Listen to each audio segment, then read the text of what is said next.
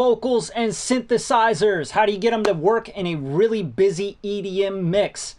I'm excited to dive into this one. Yesterday I went through the bass, the sub bass. The day before I went through the drums and harmonics and getting all this percussion stuff to fit together. Today we're getting into the vocals, the nitty gritty. Now with this track, the vocals are not necessarily like the star of the show because it's an EDM track, right? They're kind of like background, like fillers. They're almost like a feeling. It's like a quote, right? So I'm really excited to show you this because this is a really busy mix.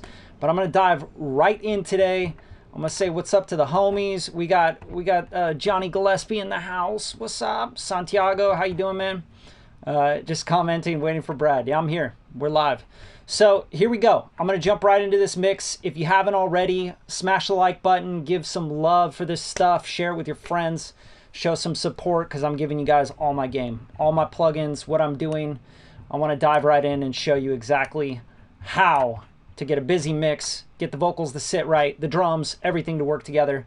So let's start off by giving you a brief overview of what we went through yesterday because the audio was kind of funky, right? So I'm just going to show you the bass stuff. I'm going to show you the plugins I was using on the bass and how I got the bass and the drums to work together really well.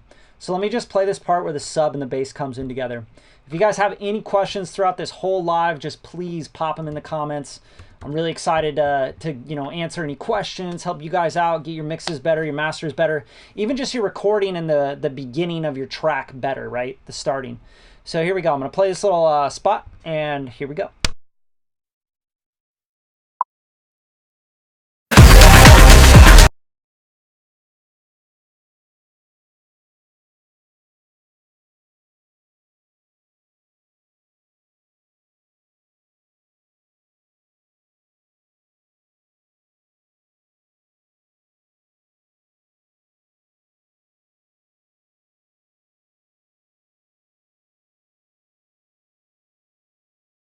Gotta give it a quick reboot. It's not seeing the audio driver on the Ecamm Live software. But let's relaunch Logic real quick. How you guys doing today? You guys making money? You making music? You making music that makes money? That's what it's about. We're trying to make some moves here, even when the virus is hitting. Hope you guys are doing really well and you're staying safe. That's the most important thing. What's up, Johnny G? Great shirt. Thanks, dude. I got the tie-dye going. Got it from my sister, so she knocked it out the park with it. Pretty awesome. I'm excited. So I'm just rocking the tie-dye, being a hippie over here. Radium tie-dye sheet. One of a kind, baby. So yeah, let me just open up Logic, get this session going again. I had a weird thing with the audio driver. I'm just gonna fix it. Yeah, it's not showing up. Let me see here. Let's go here, go to the desktop. All right, you guys still with me here? Sorry, this is part of engineering. You gotta do the troubleshooting as well. All right, so yeah, I'll get right back into it. I'm just gonna show you the part where the sub, the bass, and the kick drum are all hitting at once. Yesterday I had some weird flamming issues with the audio, like kind of coming back in through the mic and everything. So I'm going to show you that part, and I'm going to show you exactly like what plugins I used on the bass and the sub to kind of like give the kick room and give everything else room. So here it is. Play this section for you.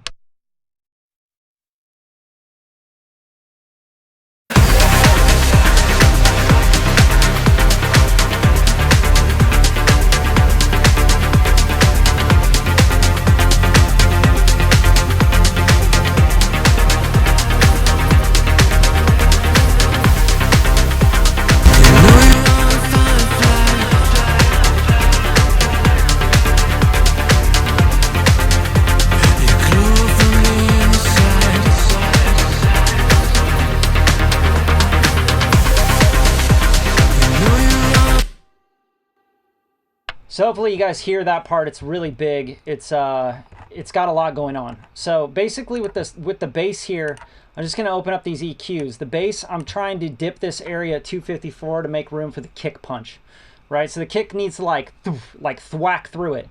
So if it's not thwacking, it ain't a kick to me. Like that's just my ears, right? I want to hear that kick just smacking, So this is going to give me room for that, but I'm also going to give a lot of like sub stuff down here all the way down to about 38 on the bass. So after 38, I'm really letting the sub frequencies kind of swim under it, okay? And then this was also to give a little room for the vocal, because the bass, if you hear it, it's very pokey. It's like, you know, it's kind of honky in that area. So I wanted to give room for the vocal. So next up, I have the Fairchild. That's giving it some color. It's giving it some harmonics, pushing it forward in the mids a little bit, just kind of under the vocals. The vocals are kind of like soft and they're wide, you know, so, and deep. So the bass is kind of like more in your face. And I just wanted more color, you know. It needed to sound kind of more fun. So this right here, the max bass is kind of pushing the low mids a little bit again, but it's like giving it like fullness. For me, it gives it like weight, right? So max bass is a harmonic thing. It works off harmonics. You're working off inputs. Here's the original bass and then the max bass. So it's sort of like giving you a harmonic octave, you know, wherever you want to have a cross point or whatever. So there's a lot of plugins that do this now, but max bass is just like my go-to because I know it really well, you know. Okay, and then here, I kind of showed this off yesterday, but again, like the audio was weird.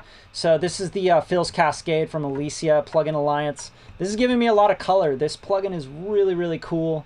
It's based off like a bunch of vintage and random tubes. As you can see, like transformer, this huge transformer in the back. Looks like there's some capacitors in there, just like some old weird transformers and tubes. And it's just kind of doing a bunch of stuff. And here's a gain input.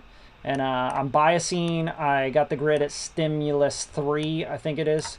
And then I'm boosting 2, no resonance, peaking 2.8, pushing some gain, and then of course like making up on the large fader of this on the output at -5. So I'm really driving the front, right? And that's what's giving it a nice edgy tone. And then the FabFilter Pro Q3, again, just to make up for, you know, what I was losing and also make a little more room for that kick punch. And then, you know, this happens a lot. Like you're going through plugins and your like gain changes and it starts to push something else forward. So then you have to like kind of go make up for it at the end with an EQ. That's all I'm doing, right? So it's all about gain staging. Talk about this over and over again. This is something I preach all the time. Gain stage, gain stage, gain stage, right? So then this bass is also going to an instrument mix bus with a Manley. The Manley is giving me a little bit more vibe. It's keeping things warm. I'm pushing the input just a little bit. I love the sound of a Manley being pushed a little bit, okay? These are like tubes, variable mu compressors, so it's warm, it saturates, it makes the mid-range kind of pop out and stand to attention. That's what I like about it. So I'll solo that just so you guys can really hear that.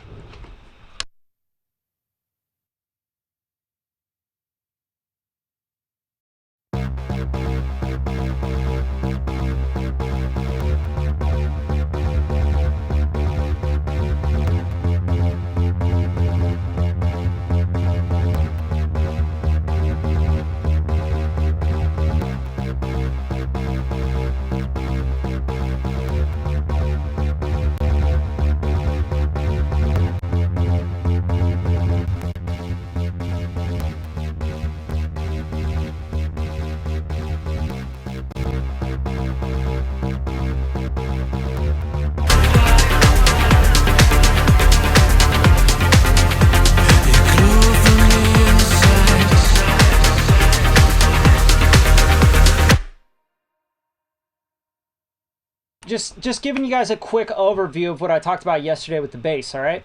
So that's really important. Now let's look at the sub and what that's doing. And I just have a Pro Q3 here. And this sub is kind of pushing this because it just lacked that for me. Like I wanted more weight. I wanted it to all glue together and be harmonious. And it was a little chunky and like huge down here. So I just take this guy, I just took 53 down, pretty wide Q. And I took the top off to make more room for the vocal, reverb, make more room for the synths and arps, all that stuff, right? So that's what this is doing on the sub. You don't need that in the sub. The bass, the arps, the synths, the vocals, it's all taking up that area. Why take up more, right?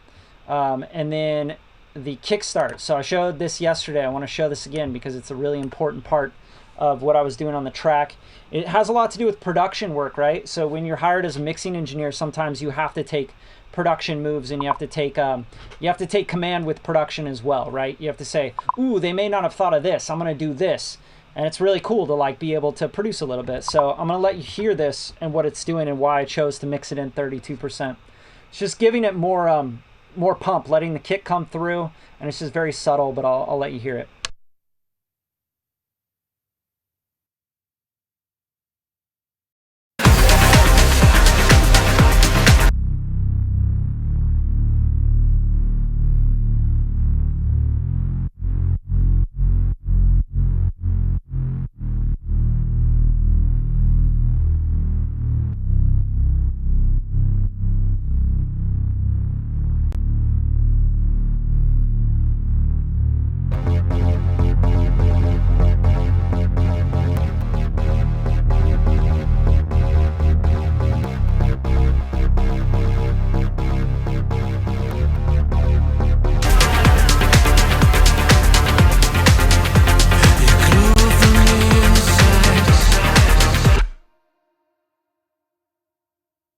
Super important part of a track is the actual push and pull of the kick drum and the snare on a dance track.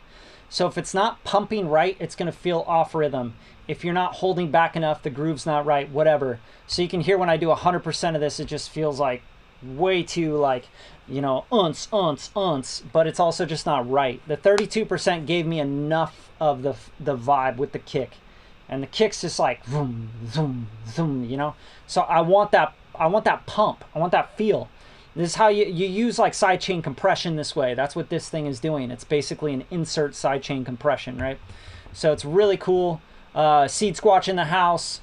Johnny Gillespie, love you guys. Hope you guys are enjoying this. If you are, give me some thumbs up. Give me some love. I'm going to keep breaking this down. I'm going to get into the vocals and the synthesizers as well. Here, just giving you an overview of the sub and the bass. So that's really important to this track. And then also I'm sending it to this. And this is kind of like a, you know, a little secret sauce for you guys. Hope you guys like this little secret sauce I put on the pasta. You know, I give a little spice. But I want you to see this and I want you to understand this. The MV2 is basically a low level. It's kind of like using, best way to put it is like parallel compression. The way you bring up perceived loudness in a mix, right? So you're taking the low level information, the stuff that's at the bottom of the dB, and you're like of the noise floor. Like basically, like if this is your dynamic range, you're going like this. You're going, I want this brought up. Get it? And then all the high level, I want that brought down. So I'm basically going like this, right? So here's all the noise and the rumble and the fatness and the fullness, and that's the low level. So I want to show you what this is doing because it's actually insane. And, you know, pat myself on the back. I'm proud of myself.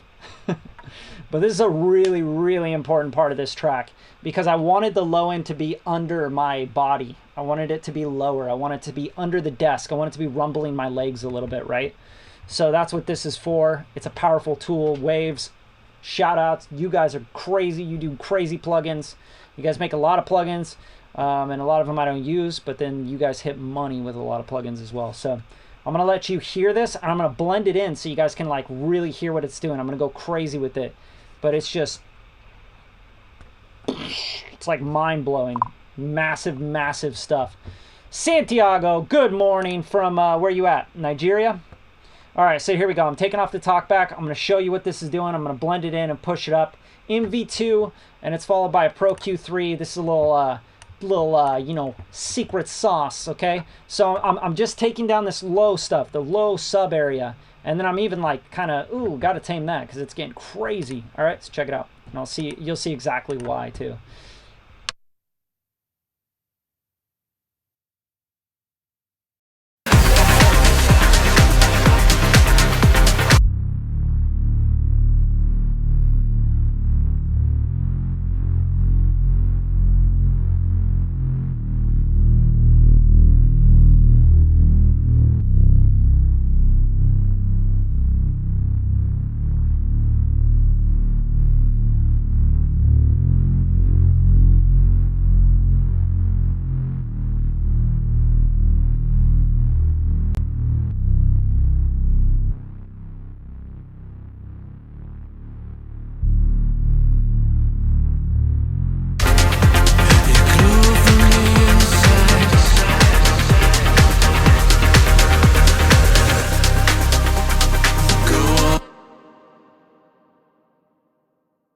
Like, to me, that's crazy, right? I mean, is that crazy to you guys? Like, how much that's doing?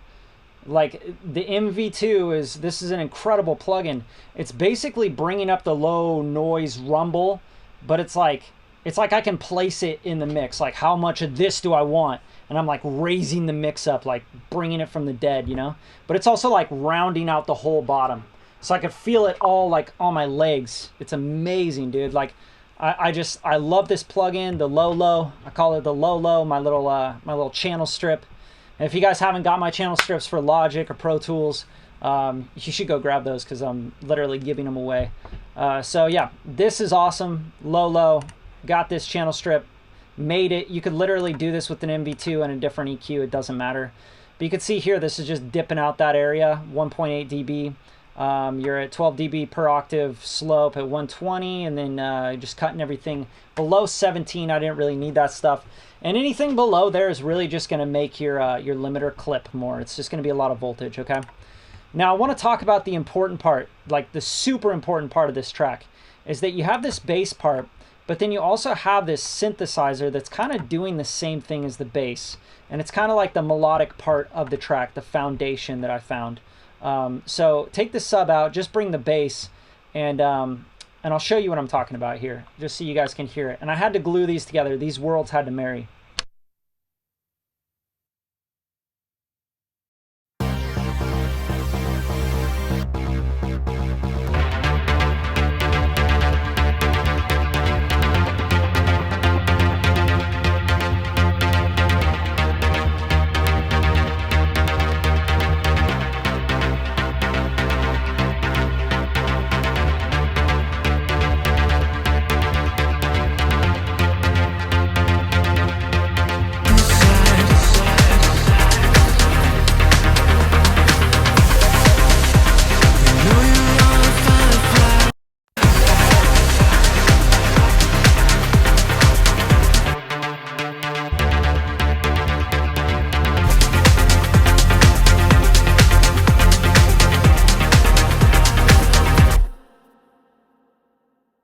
So hopefully you guys understand how important that part of the track is. The bam bam ba bam bam ba dam bam bam bam ba dam. That's like literally the foundation of this track. That, the kick, the sub, those are like, that's the EDM track, like straight up. All I would have to do is like solo these guys and the drums, and you'd be like, oh yeah, so that's the track right there, right? It's like literally just go that drum mix. Yeah, I think if you just did this, you'd be like, oh yeah, that's your whole damn track right there, right? So let me just show you this. This is the foundation, the rhythm section, right?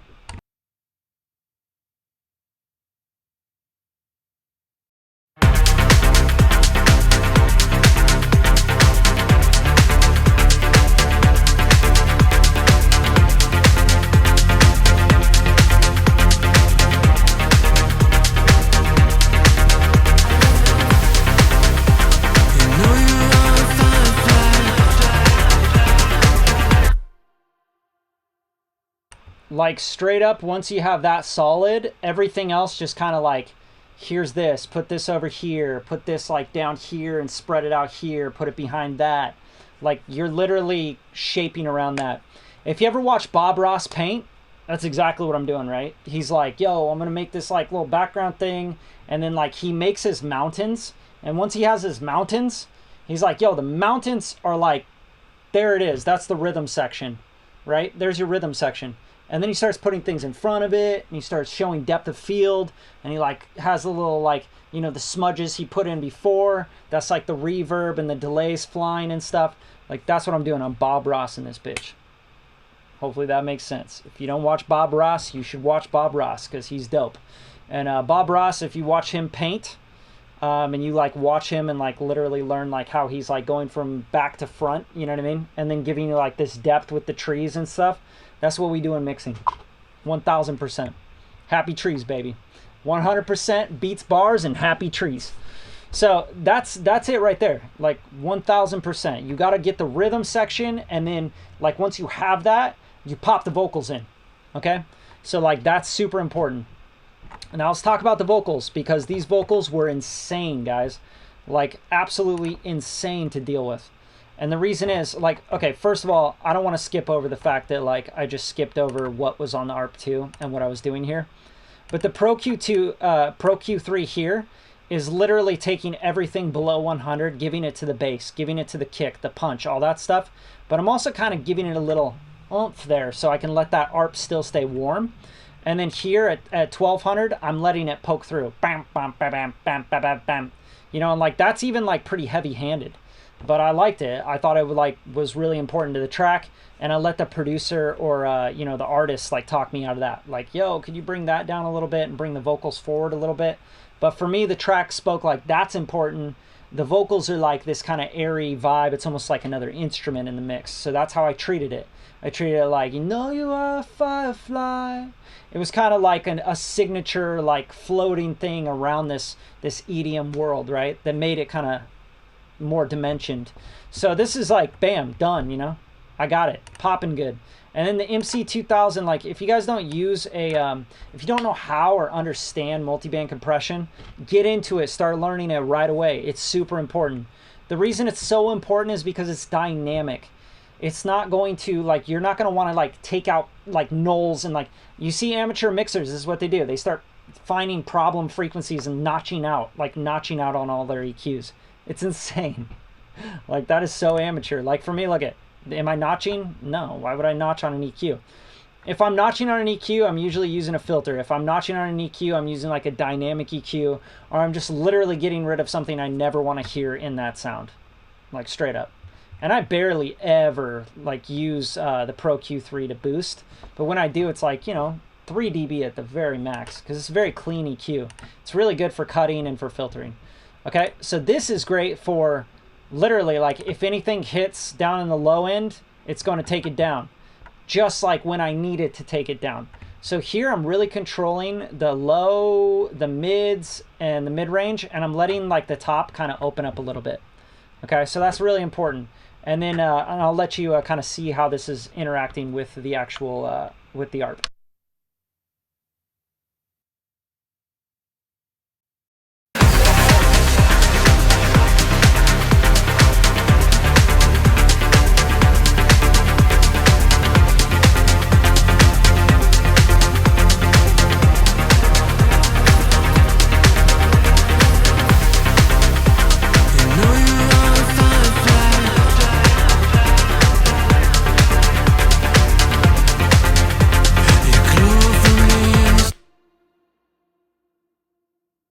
So hopefully you can hear that. It's like controlling it. It's like, whoa, I want to get focused. I want to put it into the mix. It's in the mix, but just the right stuff is popping through, right? So remember, I wanted to marry this to the bass. The bass sound and this needed to be in the same world.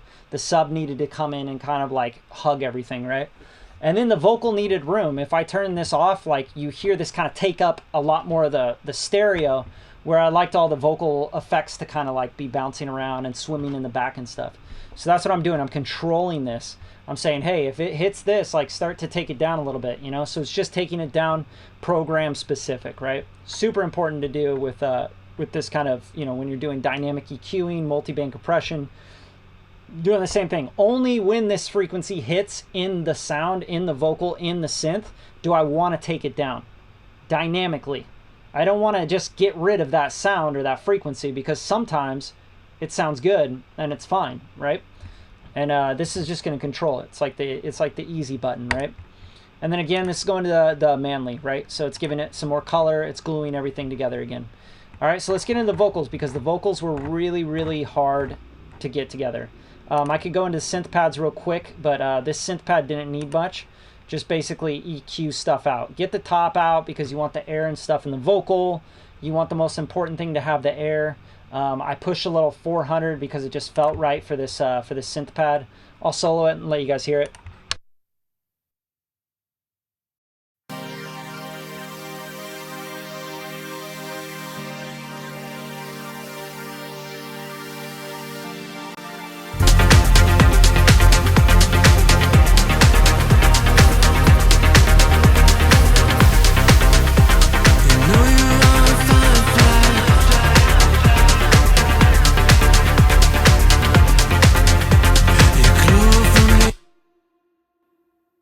just felt right. I wanted it to be like felt, but not really heard.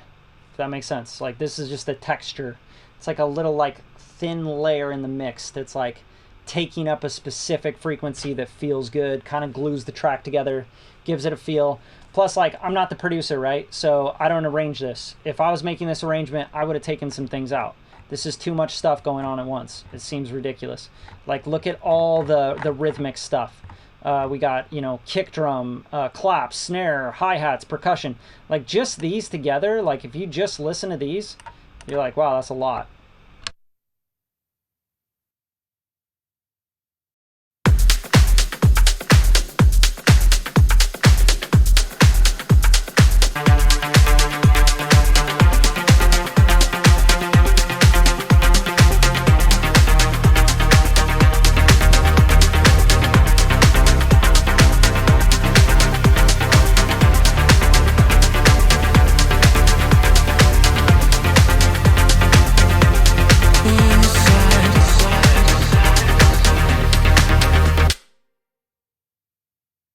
Like, holy crap, right? Like, there's so much going on in this mix.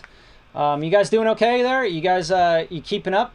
Give me some thumbs up. Say I'm okay. I'm good. I'm listening. I'm learning. I'm cool. I'm alive. Just pop it in the comments. Just want to make sure you guys are okay.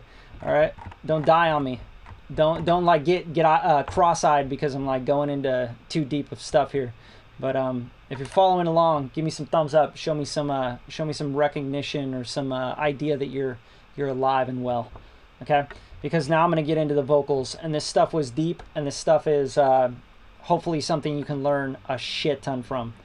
And I hope so, because this was something that I was like learning as I was doing it as well. So the vocal lead. All right, Seed Squatch is okay. We're safe. As long as Seed Squatch is good, we're good. Don't anybody go kill the Seed Squatch. Don't go hunting Seed Squatches today, okay? We got to keep him alive. For now, yeah. Till he hits the blunt. All right. So we got the Vox lead. Look at this. I got a little red on here giving me some push, some color, some texture. I have the R-Comp, one of my favorites, classic. I'm just doing light compression. I'm taking out some 437 boxiness. I'm taking out some nasal at 985. Hopefully you guys are learning some stuff from this, even just showing me showing you where I'm looking at frequencies. 141, bring the body back into the vocal, sweep everything below 90. Didn't need it, taking up voltage, right? And then I have another one going on here where I'm just kind of like, whoa, that was heavy down here. I'm going to take it all down, and then I just kind of bring this back up to keep it back. So I want to keep the body in, but I wanted to kind of bring everything below, like, you know, 1400 or so.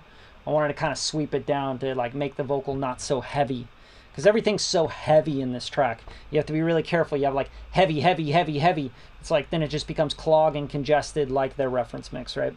So, and then I'm pushing a little bit of 3200, 1.5 dB. With the FabFilter Pro Q3, this is very subtle. This is a pretty subtle EQ. It's very clear and clean and pristine. So like a mastering grade EQ for sure, very digital. 31, pushing that vocal just to let it cut a little bit more in the center.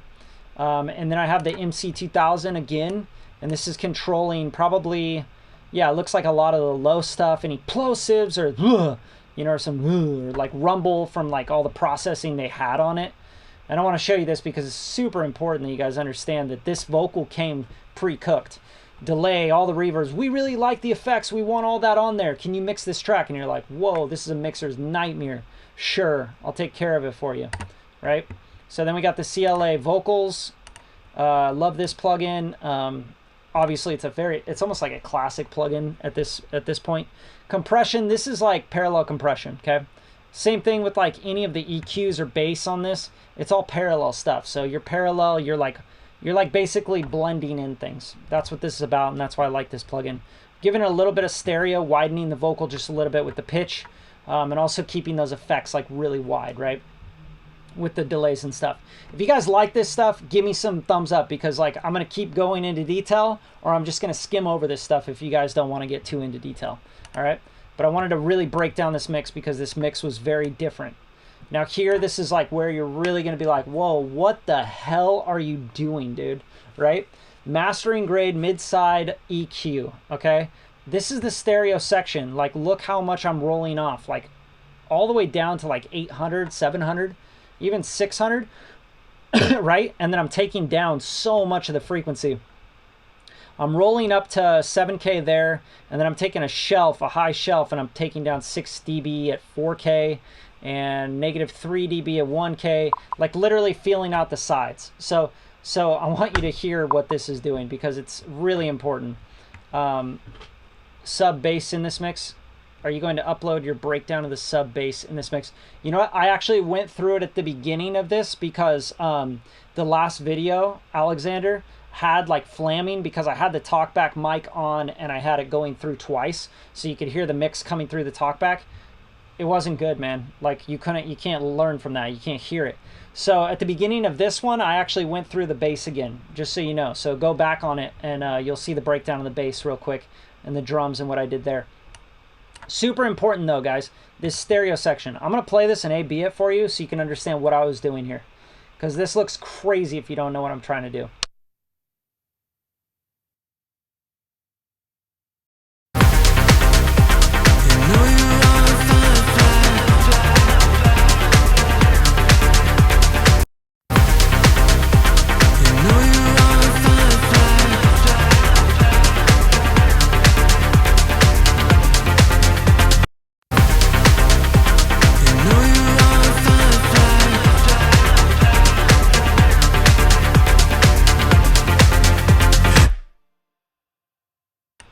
Key here, if you're going to be a mixing engineer, you have to learn every single tool. You have to understand them, and then you got to be fearless. If you're not fearless, if you're thinking, dude, you're doing some crazy shit there, bro, that's not right, then you're not going to be a good mix engineer. Like straight up, oh, I'm an artist, I think that's too much, bro. Then you're not a real artist. Like, you got to be able to break shit. And I really mean that. So when I got a pre-cooked vocal with a bunch of side effects, delays, reverbs, random shit, throws that are going like crazy on the sides, and I start mastering this track with all the mid-side processing I'm doing, all that stuff's just like pushed way out. The worst thing you can have in a master is the sides that are louder than the middle. Like, that's so weird. Like, the middle's here and the sides are like, I'm coming out at you. Like, it just feels so bad. Like, it makes your mix it doesn't make your mix deep. It makes it more like it's almost like awkward to listen to, right? You're like, what is going on here? You always want something anchoring, whether it's the bass and kick drum and the vocal. That's the anchor. That's like in your face the most. And then everything else should be like back and wide, and it should like give you dimension up and down, right? It shouldn't be like you're trying to get your width by pushing the sides forward. That's so awkward. Like there's like this thing going on here. You got to be really careful with it, especially when you're doing mid-side stuff. Super important. So what I'm doing here is I'm filtering out all the high top stuff that's like going in those effects that are burnt into the vocal. I had to take care of that shit. It was driving me nuts. It was like popping out of the speakers, and it just wasn't right. And I'm not going to tell them, you guys can't use your effects. No, if you guys want to use your effects, use your effects. I'm going to make it work. I'm going to make it sound great, right? Every time. I don't care what you want to do. Do what you want to do as a producer. Send me the mix, and I'm going to take care of it, right? That's my philosophy on mixing. And if you got an engineer that can't do it, they'll usually say, no, bro, you should just send me it and I'll make it better. It's like, if they say that to you, they're missing the idea of being a mixing engineer. Okay, so here it's going into a Vox mix bus. This Vox mix bus is right here. I'm just taking control a little bit of the 2800. You know, that brittle, like that baby crying frequency. 700, I really hate that frequency in vocals a lot of the times. 107, pushing it up for some body. And then I have the FG Gray. Love this compressor, but I usually only use it to mix in. So it's doing parallel, right? So it's 53%. I'm blending it in. I'm not using high pass frequency filter on the input. I'm hitting everything. It's all hitting the compressor, and the attack's pretty fast. I'm just taking control. Soothe 2, I did a whole plugin of the week on this. amazing plugin. It's basically a dynamic EQ multi-band compressor with like millions of bands. It's very intelligent. So I'm going to let you see what it's doing right here.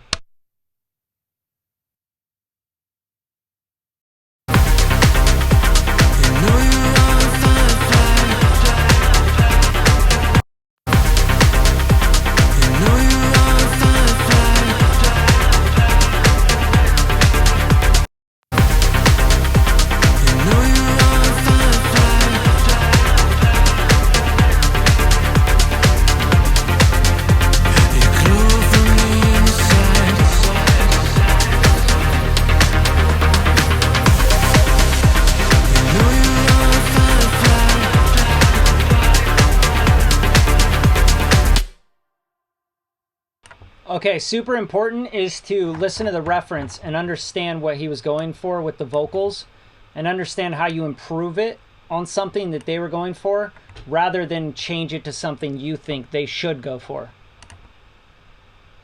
Listen. You guys listening? Are you hearing me? That's the important part, that you're actually hearing me. When you get a reference, the producer knows what they want. They just don't know how to get there. Okay? The artist, the rapper, the singer, the songwriter, the band, they know what they want. They just don't know how to do it. Okay? It is not your job to tell them what they want. It's your job to take what you think they want, and by communicating with them, listening to their reference, understanding their vision, and going, I see, and then bringing out the elements and the things that you know that they want by listening, by paying attention and communicating. And as a mixing engineer, you should be really, really good at listening and hearing people. And I will tell you, the majority of engineers in general, producers in general, are terrible communicators. They do not listen. They do not hear people. They do what they want to do. They think they're artists. They start to try to steal the show and be the star. And that is just not right. It's not the job. You got a different job. You're thinking about this wrong. Okay? So you need to think about what they want. You are the power pack, booster jet, powder fuel, gasoline to what the artist and the producer and the song is, and you need to serve the song and them and their vision. That's it. And of course you need to lead them to where you know that they want to go. If they want to go commercial, you got to keep them going there. You got to understand what's going to sound good on the radio, on streaming, on Spotify, on Apple. When they think it sounds good in their car, on their speakers, you gotta give them something that's going to sound good everywhere. Not just on their HS8s at home or their KRK rockets. Super important. Yeah, does heavy EQ moves on the side cause any phase issues? I'll also notice you use your Pro Q3. Any reason you don't use it in natural phase or the other modes? No, I just, honestly, I don't. Like, are you saying like zero latency and stuff? Zero latency would be, use Pro Q3, and zero latency would be that you would let a lot more phase shifting and distortion come through. Usually with Pro Q3, like I said, I'm not doing very massive moves. I'm keeping it so it's like cutting a little bit. It's dynamically cueing something out. If I use the Pro Q3 maybe on the master, I might go linear phase with it. But I don't like the pre-ringing of linear phase EQs usually. So you get like that extra ring from the low end and the low mids. It's like woo, woo, like it's awkward. But yeah, it just depends, man. Like I go by feel usually, Alexander. So that's a good question though. Like the Pro Q3 is a very, very deep EQ. You have a lot of different modes. You have a natural phase, linear phase, zero latency, all that stuff. I use it just like default. I go at it because it's like fast for me. I work it. And it sounds great. Like to my ears, it's natural, it's clean, and I don't hear any phase shifting. I don't hear any distortion or pre-ringing with it. So that's what I typically do. So I'm going to play you the reference here, and I want you to like listen to the vocal and think about what they were going with the vocal. And I'm going to tell you right away, I'm going to just give it away. For me, he wants a natural, warm vocal. His vocal tone needs to be fat and warm and glue into the track. That's what it felt like to me when they gave me this reference mix. So I'm going to play it for you, and you tell me what you guys think.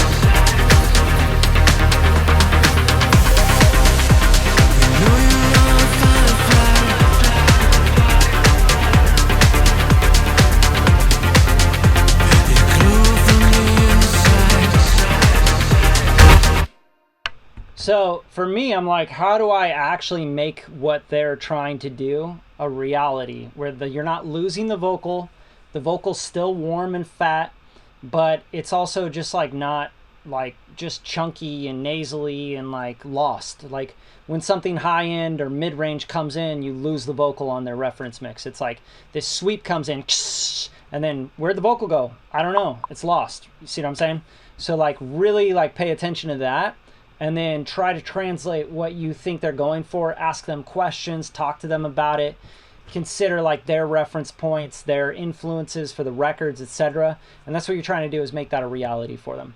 So that was the hardest part about the vocal lead, is this side stuff, right? The side information being really big and bright and like too forward, because like remember this with mixing, everything you do changes everything. So if I do something here, it changes everything. It changes the way that this next thing reacts. When I go to the bus and I hit the vocal mix bus, right? It changes the way that the vocal mix bus hits the master, right? So now I have a vocal mix bus, which is here, right? And this is going to bus 8, which is being brought in, let me see here, which is all Vox.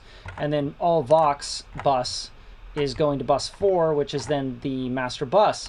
Now, if you guys remember, the master bus is doing a bunch of stuff, and it's really important that you treat all of these things as one unit. So this is doing side stuff as well, and you can see here I started to sweep out the top there, and that's really important because as I'm using mid-side processing, if you go too heavy on the high end and the high end and the high end, all of a sudden you're pushing the sides forward, and again, those are louder than the center, and that causes weirdness. And you can see I'm doing stereo width widening on a lot of things. So as I start to push the sides a little bit out, or I start to mess with them, I have to really be careful with them, and I have to mess with them the whole way through the process. So I get here, I'm doing mid-side stuff. I'm doing mid-side EQ. But then I'm also doing the Vertigo VSM3, which is doing mid-side, right? So the sides here are high mids, which is distortion. And it's really like, so I use this so I can get depth, not so I can push forward. Does that make sense? So I'm just going to show you, if I crank this, what that sounds like when you start pushing the sides forward. And if you're listening on headphones or great speakers, you're going to hear this and you're going to appreciate this lesson, because it's super fucking important to getting a great mix and master. Don't mess with the sides. Don't do mid-side processing at all if you don't understand it. You're going to screw up your mix. You're going to make it worse. So here it is. I'm going to show you exactly what it does.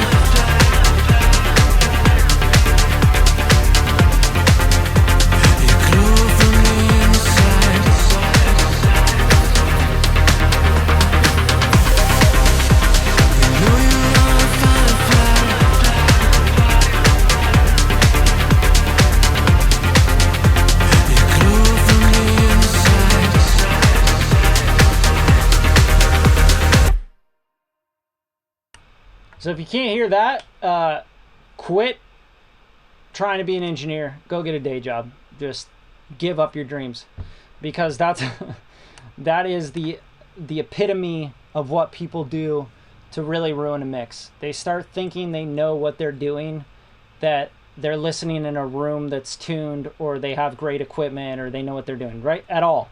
And they start doing these things they watch other people do, and they don't understand them. And they push them too far, and they cause phasing issues and weirdness in the stereo on the sides, and then the mix collapses, the master collapses, and you got a dog shit mix and master that doesn't translate anywhere and sounds like crap everywhere. Because it's just awkward, the listener hates it, it doesn't feel right, it doesn't feel like the vibe, there's no taste level to it. So just be really careful of that, guys. Like, this is super important stuff. Mid-side processing, that's what we're talking about. We're talking about the vocal having cooked-in effects, and anything in the sides, like of that cooked-in effect, the delays, the reverbs, etc. As they start to push out the sides and they go forward, you lose your middle. You get weird phasey issues because you have a lot of different dynamic processes happening. You got different algorithms for reverbs and delays. And honestly, I don't really particularly like the effects they used. I would have changed a lot of them. I think they sound too sterile. They sound too sharp. The reverbs they chose and everything, the algorithms, all that stuff, they were just off. It was pushing way too much high mids in there. Same room as the vocals. There was a lot, like there was just so much like barking in it. So yeah, I would have changed a lot of stuff, but you know, I'm using what they gave me and making something out of it, making a record. So here we go. Vox Ad-libs. I just gave it a little bit of EQ, and I got rid of the vocal range of where I wanted the main vocal to be, made clearance, and gave it some 6K to make them cut a little bit. And I'll let you hear these Vox Ad-libs. They're doing the same thing. And it looks like I'm sending a little bit to this Valhalla verb, which I typically will, you know, do like concert hall is great. You know, even the default and just messing with the parameters is great. And then from there, I take the center, and sometimes I just have this plugin on because sometimes I like to go, okay, I don't want the center of the verb and I want just the sides, right? But here you can see like that I'm actually just pushing a little bit of high into the sides. And then I'm taking down a little bit of the low. And that's probably because I wanted to bring some of that back in with the verbs of the ad-libs, that I wasn't really hearing a good verb on the sides for the actual burnt in stuff. So I'm not really sure why I did that, but you know, sure, it's a feel thing. So yeah, this is all really important stuff. Hope you guys are enjoying this. Let me know. So yeah, this is like Vox Ad-libs. I'm just gonna play this for you so you can hear them.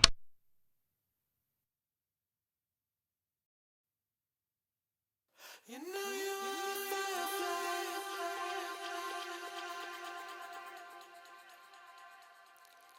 you go for the innocence.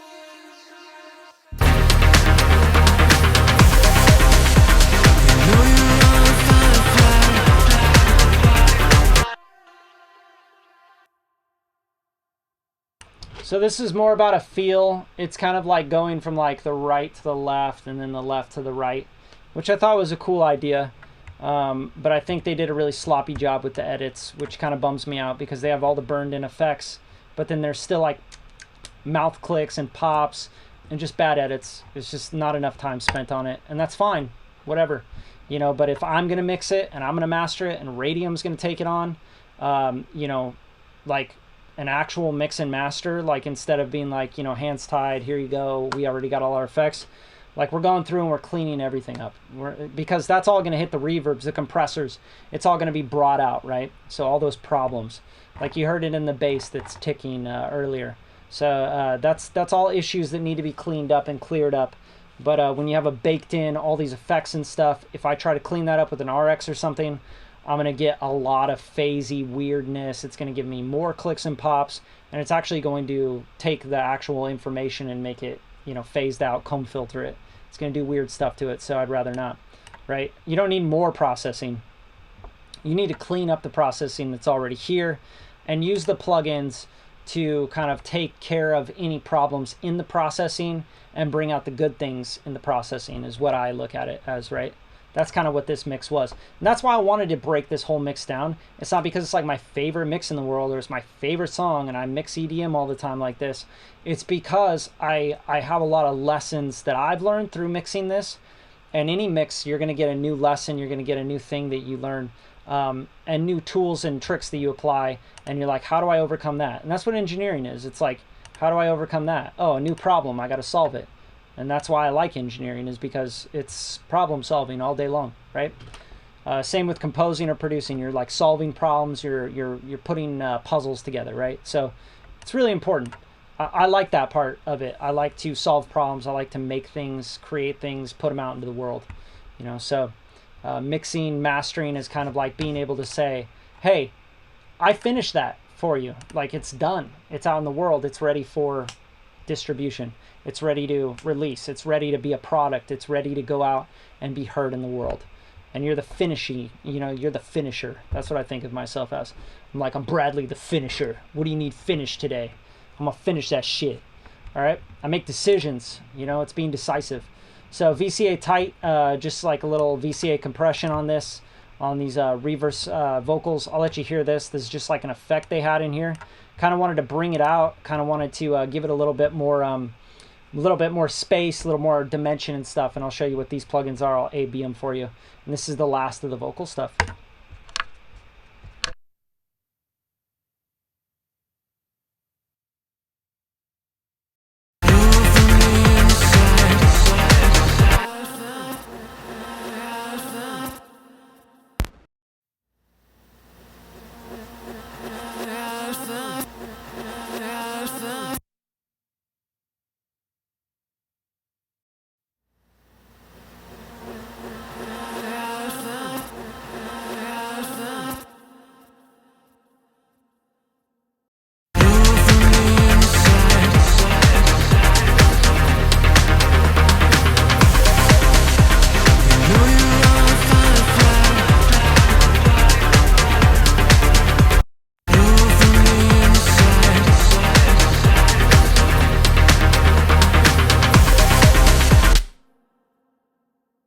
Honestly, I might even push that up a little bit more just because it's in that pocket in volume.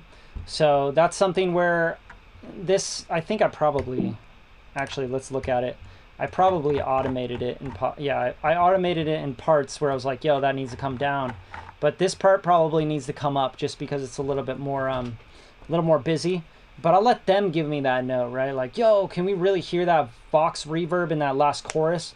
Because if they don't really want to hear it and it's not that important, they'll probably be like, yo, I love where it's at. It's just like a feel, right? You feel it in the back. Like this, this like whisper in the back. So that's kind of how I saw it. It's how I left it, right? So there it is. That's the vocals. That's the ARPs, the synths. I showed you all that stuff. You guys got to go back on the other ones where I show you the drums and using harmonic distortion. At the beginning of this, the drums one is my favorite because I love drums. Like I mix drums, trap drums, R&B, hip hop, rock, like I love it all. Reggae, like drums are like something to me, like I grew up on drums. Like I started with drums. I bought all the drum machines, the MPCs, the Akai stuff, the 60, 62, the 3000, the 2000 XL, the 4000. I'm all about drums. I love like compression and distortion and driving parts and output transformers and all that stuff. So that's kind of like the tone that I would go for with this stuff. And then sometimes you go too far and you use things like Synth too. Or, JJP vocals is really good for, I think, the spatial effects and things like that. I hate the EQ in here. The low's not bad. The high EQ is just like brittle and brutal. It can introduce a lot of noise, so just be careful with this plugin. But Jack Joseph Poi, he's a legend. He's got some great stuff in there. And a lot of these processes are crazy. But if you go back on the drum one, you'll understand why I have 8 NLS buses here with Pro Q3s. You'll understand exactly why I'm doing that and how that falls apart when I turn those off. And that's something I stole directly from Jason Joshua. I just ripped it off of him because he ripped it off someone else. So I was like, yeah, fair enough, fair game, right? So there you go, guys. You guys have any questions at all? I'm here for like another 5 minutes, give you questions and answers, give you Q&A, anything you want to know about mixing, mastering, production, arrangement techniques, mastering, I don't know, anything. Like this track was a very crazy track. I'm going to be doing revisions on this. So the final, this is not the final, but this is what I delivered as their first master. Like, yo, here's where I see it. You guys give me notes on anything you want up and down, like on, 1 dB, 2 dB, bring the vocals up here, etc. So that's kind of like where I had my vision on it, listening to their reference and what they were thinking. And they're going to send me notes back saying like, yo, take that down, take this up. Maybe that's too crazy. This is, needs to be more defined, etc. So if you guys really like this, you don't have any questions, throw some thumbs up, give me some love here. And I'm going to try and get some more of these mix master classes in where I'm just going to be dissecting the mix. I'm going to get into some hip hop stuff, some pop stuff, some rock stuff, some singer-songwriter kind of stuff and vibes. And I'll talk about production stuff. I'll talk about mixing, mastering, all this stuff, breaking down the mix, the plugins I use on different stuff. I don't just mix and master in Logic Pro. It's actually something that I don't do as much as I do mix and master in Pro Tools, okay? So just so you guys know, I will be doing a lot of these on Pro Tools and showing you the Pro Tools workflow that I have as well. But as far as buses and routing and all that, this stays pretty consistent, right? So I have like transformer bus where I'm pushing into transformers. I have a drum mix, drum master bus. I have all Vox, all instrument, all drums, master augs, instrument mix, Vox mix. So everything's kind of going into its own place. This mix had quite a bit of elements just because everything was burnt in with effects and stuff. So they're all in the stems. But otherwise, you'd see a lot more effects returns and things, right? That I'd have, like not just these, reverb delay and delay throw. In Pro Tools or any other mix in Logic, I would have a lot more of these sends and returns. So anyway, if you guys enjoyed this, show some love, drop some comments on the video, and share with your friends that need help with mixing and mastering. Now, if you do have tracks that you want mixed and mastered and you want to get to the radio level, you want to go all the way with your music, you want to push into your career, you can click in the description right below and you can mix and master with us at Radium. Or if you're like, yo, I want to learn this on my own because I have fun with it and it's like something I love doing, then get our beat mixing masterclass, our vocal mixing masterclass. KDE is on that, partner of mine in Radium, and he's an amazing mix engineer as well. And he breaks down all this workflow and Pro Tools from setup and edit all the way from the beginning. I didn't even break down any of that stuff that we do. But in those masterclasses, we break down everything from start to the very end, and they're $20. So even if you got $100 in value and you went and charged someone $100 to make a mix, you'd return 5 times on your investment. That's how I see all this stuff. Invest in you. What I recommend, if you are an artist, you're a producer, you're a beat maker, you're anybody in the music industry, and you just aren't making enough money to even live off your music, I highly recommend that every single release, every song you do, you treat it like it is your masterpiece and it's the biggest thing you've ever done. That means getting a proper mix and master. That means going to the studio and recording the vocals, or having someone that knows what they're doing record the vocals, you know, getting help with songwriting, whatever you need, production help, all that stuff, paying people to do this. And why do I say that? Because if you are actually planning on being successful in the music industry, now listen guys, listen and hear me on this. If you want to be successful with the music industry, making your living off of music, you have to treat every record like it matters, because one day, if you are successful, and if you are thinking that you're going to be successful and you're planning on it, one day a label is going to come to you, a publisher is going to be coming to you, and they're going to buy your publishing, they're going to give you offers, they're going to want to sign deals with you based on your back catalog of music. They want to have that in as well. If your back catalog is full of mixtapes and shit quality music that was never really finished because you never wanted to put a budget into it, and I hear the excuse all the time, I can't afford it. You guys have credit cards, you guys buy all sorts of random shit that you can't afford on. Let's be realistic. If you're planning on being successful with music, invest in your music, your production, your recording, your mixing, your mastering, your marketing, your branding, everything you do. Treat it like it's a big deal. Now, I understand if you're not trying to be successful in the music industry, you do this as a hobby and you love doing it, totally get it. Save your money for, you know, nice dinners out and, you know, tequila shots. Cool. That's all you. But if you are trying to get into the music industry, make it as your living, you need to treat every single record like it's the most important thing you've ever done. Because one day, that back catalog will be worth millions of dollars, okay? So I'm signing off. I love you guys. Please subscribe to the channel. Watch the podcast, Radium podcast. We have over 80 episodes. Adam 22, Too Short, A&Rs from Epic Records to you know, whatever, like everything in between. You know, business professionals that market and do advertising to branding professionals in the music industry. Watch those, learn from them, take notes, hit me up with any questions, and always invest in you first. Don't invest in anything else. Go buy what's going to help you turn a profit as quick as possible. All right. Peace, guys. You definitely share the best gems out there. I love you, Alexander. Alex, I'm going to call you Alex. Drop that in the comments. That's going to mean the world to me, my man. Share the best gems. Just a matter of time before the word of mouth effects kicks in. That's what's up. So I'm just here to help, guys. I'm here to help. We're making products and services and information available to everybody. I've started a Beat Gang, which is a Facebook private group, and also I'm pitching out for sync licensing.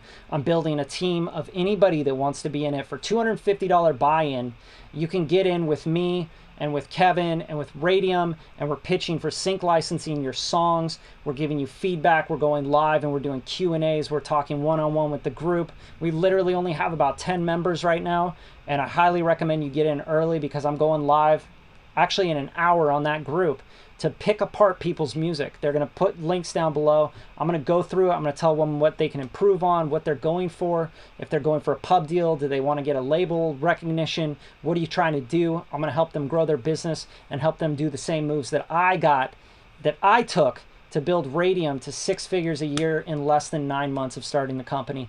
I'm excited to share this stuff with you guys. I really am, because I want to grow and I want to be a part of your success. That's the biggest opportunity to me. It's like, yo, if I can build a team, I can show people how to do it, and they can say later, Bradley, Radium Media, they helped me do this. That's going to be on my tombstone. I'm not going to die with millions of dollars. I'm not going to do anything in the afterlife with millions of dollars, but I'm going to do a lot with that by leaving a little bit of a legacy and helping people out. So love you guys. Thanks for tuning in. Drop some comments and love and spread the word. It means a lot to me, honestly. It means the world to me. Appreciate you guys. Hope you learned something. Peace.